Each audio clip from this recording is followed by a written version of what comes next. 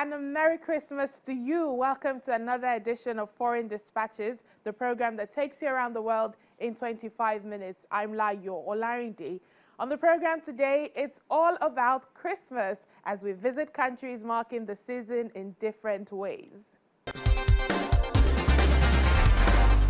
Let's begin in Gaza and the occupied West Bank, where Christmas is being observed in a muted and deeply emotional way. In Gaza City, worshippers at the Greek Orthodox Church have limited celebrations to quiet prayers and mass after 2 years of war. Meanwhile, in Bethlehem, lights and crowds have returned to the manger square, even as grief, economic hardship and military pressure still shape their daily lives.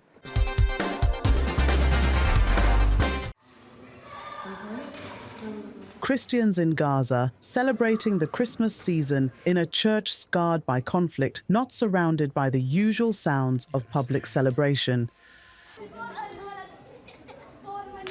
Inside the Greek Orthodox Church, children carefully decorate a small tree, but the joy is subdued and contained within its walls.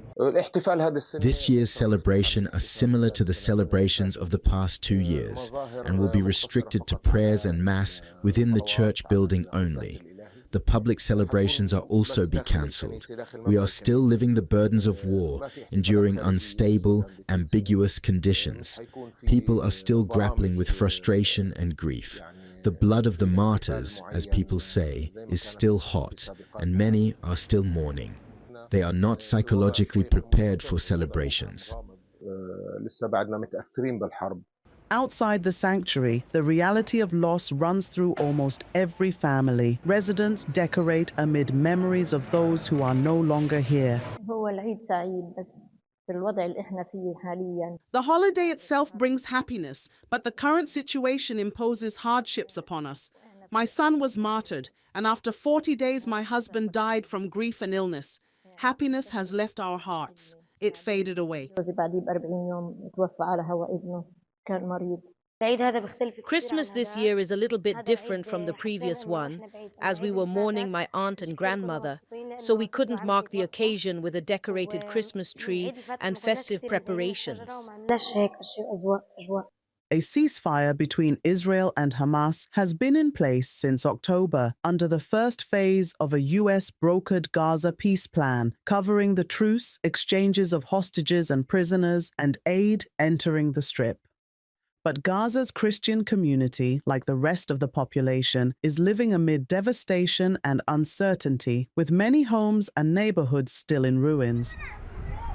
Many are spending the festive season in displacement camps amid worsening weather conditions and heavy rainfall. Residents also face severe shortages in resources and a lack of safe housing alternatives. This is the only room we are living in after the house was bombed. 3 families, a total of 12 people, are currently living in this room. We were forced to stay here because there is nowhere else to go. When we hear about a house collapsing on its residents because of the rain, we go to sleep feeling anxious because our house is also at risk of collapsing due to the rain.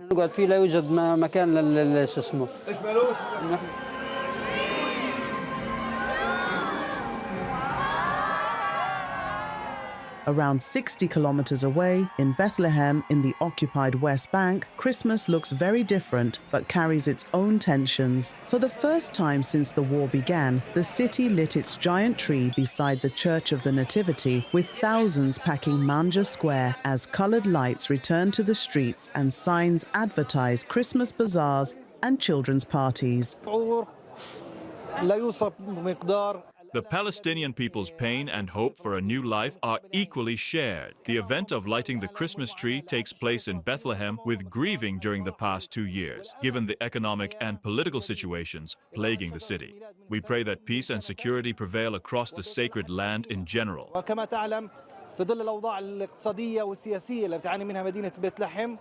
Public celebrations cancelled during the last 2 Christmases are back, yet they unfold against a backdrop of shrinking tourism, rising unemployment, and tighter Israeli movement restrictions across the West Bank. Many Bethlehem families have relatives in Gaza and say they are celebrating with mixed feelings, praying for peace even as they struggle with the economic and emotional costs of a war that began far from their streets, but has reshaped life across Palestinian society.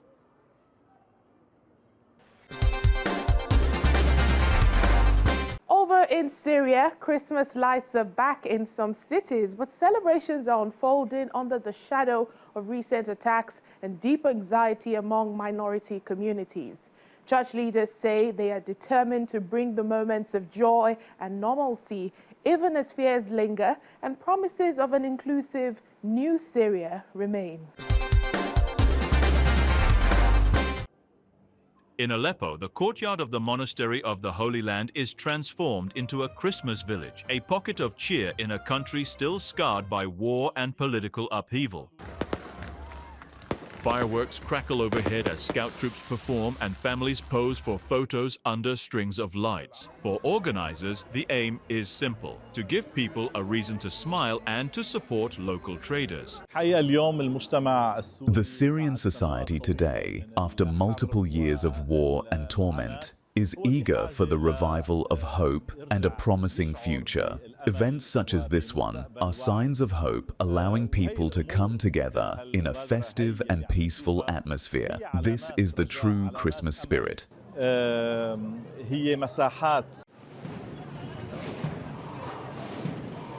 In Damascus, at Mar Elias Greek Orthodox Church, one of Syria's largest nativity grottos reopened in the caves beneath the church, months after a suicide bombing at the site killed at least 22 people. Bands play and visitors file past detailed biblical scenes, but the joy is mixed with unease. This grotto began around 21 years ago and has grown with us. This year, we had mixed feelings, sometimes joyful, sometimes sad. But our faith and hope were stronger than sorrow, so despite everything, we decided to prepare the grotto again. Officials say the team worked under constant tension after June's attack, worried something might happen again, but relieved the opening passed peacefully. Further north, in the city of Sukailabia, in Hama countryside, residents gathered as a towering Christmas tree was lit almost a year after militants reportedly torched the previous one in the city center, just weeks after the transitional government took power. Families watched fireworks and performances as the new tree glowed over the square. God willing, together we will build and develop this country, first through our love for one another and our trust in each other. We will always be the joy makers.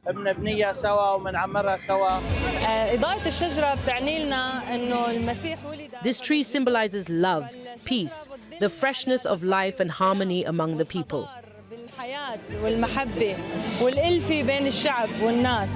The celebrations come against a more troubling backdrop. Since the transitional authorities took over in Damascus last December, Christian, Alawite, and Druze communities have reported attacks and threats despite official promises of an inclusive government. The bombing at Mar Elias in June was claimed by a group calling itself Saraya Ansar al-Sunnah, which said it was responding to what it called provocation by Christians in the capital. And in Sukailabia, the burning of last year's Christmas tree is still remembered as a warning that intolerance has not disappeared. For many Syrian Christians, this year's lights and grottos are acts of quiet defiance, insisting on faith, community, and normality, even as the country's transition remains fragile, and minorities wait to see whether promises of protection and equality will truly be kept.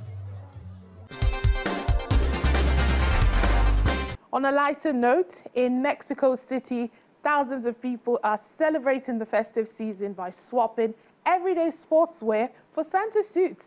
The traditional Santa run has returned for its 7th year, bringing together families, children, and even pets for a day of sports, fancy dressing, and charity. And it's all to support children living on the streets. In the half-light of an early Sunday morning, Mexico City's streets are already turning red and white. More than 3,000 runners, walkers, and four-legged companions have gathered for Santa Run 2025, a festive race where the dress code is simple, come as Father Christmas. There are 5 and 10 kilometer runs and a 1 kilometer walk designed for children, older adults, and pets. This is the 7th edition, and we're looking forward to the 2nd edition in Torreon next weekend. And next year we're going to open a new edition as well.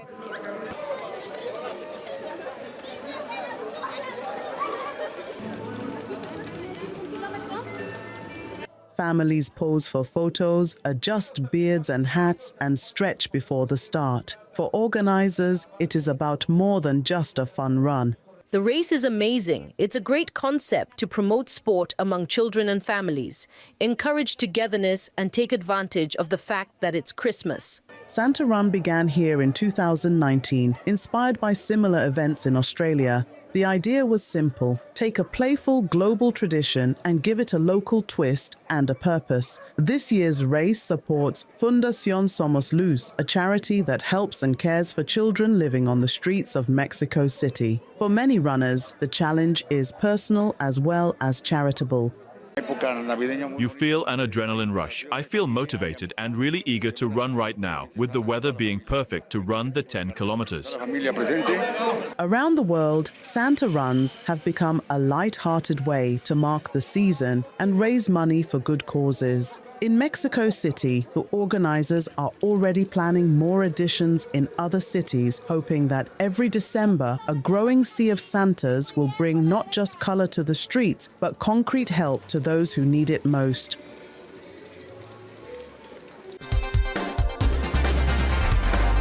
In Tokyo, Japan, hundreds of people dressed as Santa Claus have also filled the streets for the city's annual Santa Parade, bringing color and cheer to residents. The charity event raises funds for children in Japan and overseas, and this year has drawn visitors from around the world.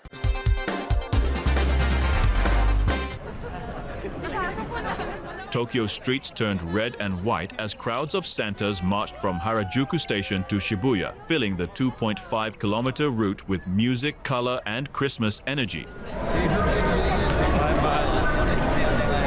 Participants waved, posed for photos in Yoyogi Park, and helped spread a festive mood in the heart of the city. For many taking part, the event was about more than celebration. It was a chance to support children facing illness or hardship. We embarked on this amazing adventure to be here with you today. It was hard to get here, but we finally arrived, and we are here to help children. That is my mission, and I am here to fulfill it. The parade first began in Osaka in 2009 and later expanded to Tokyo. Since then, it has delivered Christmas gifts to hospitalized children and supported medical aid projects overseas. It's the annual Tokyo Santa Parade here in Yoyogi Park. Today is going to be a wonderful day with thousands of people gathering, dressed up in Santa suits, as we do a charity walk to support sick children in hospitals here in Japan. As you know, there's unfortunately, many bad things happening in the world always. But today we've got a beautiful day that we can celebrate, we can enjoy, and bring a lot of happiness to the world. For visitors, the parade offered a welcome moment of joy and connection. There's obviously so much going on in the world right now and with everyone, and people are going through really hard struggles. So I think being able to find some time to celebrate with the people that you love and finding some love and happiness, and I hope that everyone can find that around the world. So, Merry Christmas! Each year, participants can choose the provided Santa costume or create their own. Organizers hope to keep growing the event and increase support for children in Japan and around the world. The Santa Parade Tokyo now aims to gather up to 5,000 Santas in the coming years, spreading cheer while keeping its mission at the heart of the season, helping children who need it most.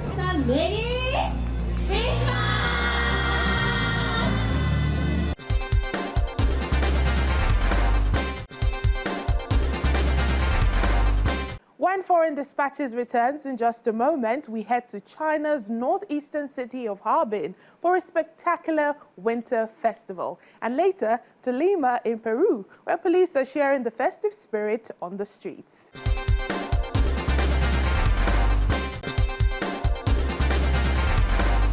Thanks for staying with us. In China, winter arrives this year in spectacular style. In the northeastern city of Harbin, the 27th Harbin Ice and Snow World has opened its gates, transforming more than 1 million square meters into a glittering frozen theme park of castles, towers and giant slides, all carved from ice and snow.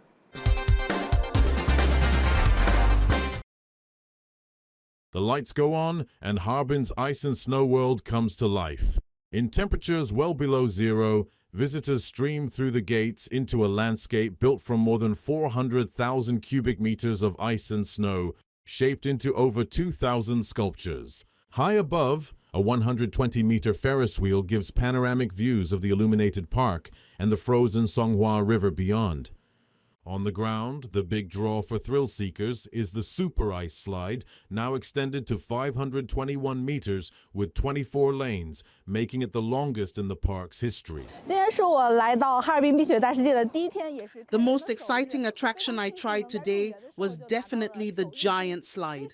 At 521 meters, it really speeds up in the second half. My adrenaline was rushing. Experiencing it myself showed me the magic of Ice and Snow World. Others come less for the speed and more for the spectacle. It's absolutely breathtaking. The craftsmanship is incredible. Harbin is amazing. The food is delicious and the scenery is beautiful. Everyone should come and see Ice and Snow World. This 27th edition, themed Frozen Wonders, Enchanted Dreams, spans a record 1.2 million square meters. Beyond the headline attractions, there are snow tubing runs, skating rinks, small rides for children, and evening song and dance performances that showcase Harbin's reputation as China's ice city. Running through the heart of winter, Harbin Ice and Snow World has become one of the world's best-known seasonal theme parks, drawing millions of visitors each year to its vast glowing maze of ice.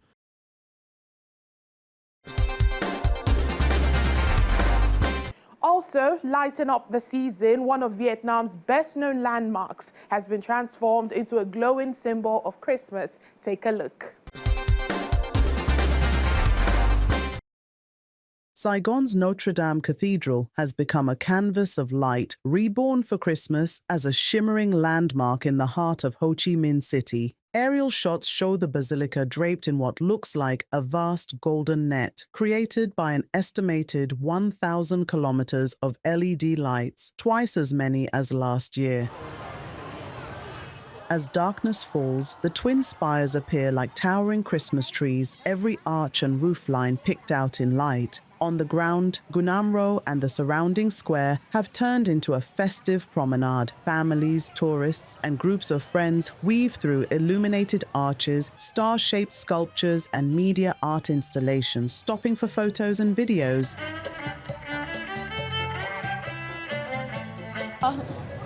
We are Catholics, so during the holidays we enjoy the Christmas spirit together. This year, the festive feel in Ho Chi Minh City is wonderful, so our group planned to come here to enjoy it. After work, I got dressed up in a costume and came here to take photos with the children in the Christmas display.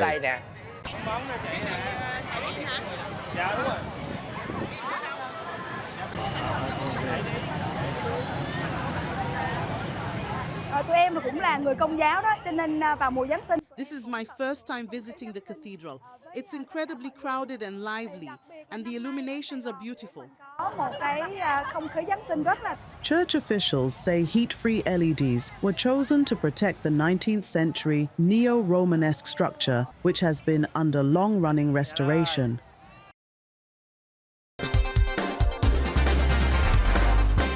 And we end the program in Peru, where police in the capital Lima have swapped sirens for Christmas songs, donning festive costumes as they patrol the streets. Dressed as Santa, elves, and even the Grinch, officers are handing out toys and chocolates to children in a bid to spread cheer for the holidays and build trust within the community.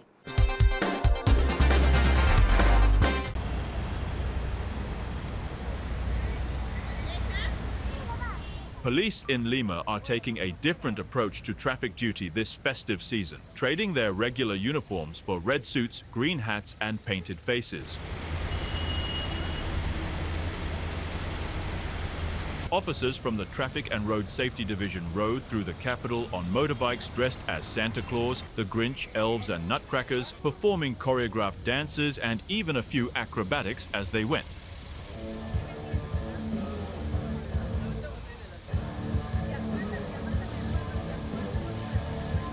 As the festive convoy wound its way through the streets, children crowded around the motorcade, with officers stopping to hand out toys, chocolates, and traditional Christmas treats.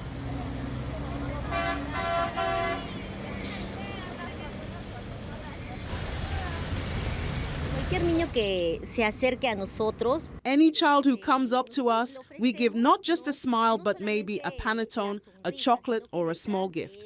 Buscamos la conciencia y que el niño The initiative, police say, is about more than just fun. They hope it will soften their image and bring them closer to the people they protect, especially during the holiday season. We want to reach the public in a more harmonious, more friendly way, especially the children. Before heading out, officers prepared their costumes and makeup at the station, then stopped at several points across Lima to put on short Christmas shows. Despite the festive look, officials stressed the team remained fully operational throughout, ready to respond to any emergency. Elsewhere in the city, a driver is also spreading Christmas cheer in his own way. Dressed in a bright green costume and riding his moto taxi, driver Jefferson Castro has transformed his vehicle into a rolling sleigh, complete with lights, a plastic reindeer, and glittering decorations. I chose the Grinch because the Grinch does not like Christmas, and yet this motorbike attracts Christmas. It attracts smiles. The Grinch can be a bit annoying, a bit playful, but he always ends up pleasing people.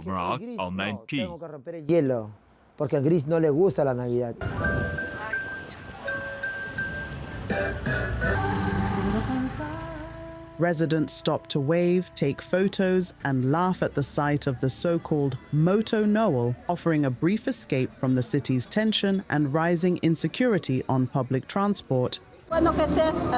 It is good that he is doing this work because it encourages children to be happy. How nice that it makes you want to go out for a walk. Castro says his goal is simple: to steal a smile from strangers and remind them of some joy, even if only for a moment.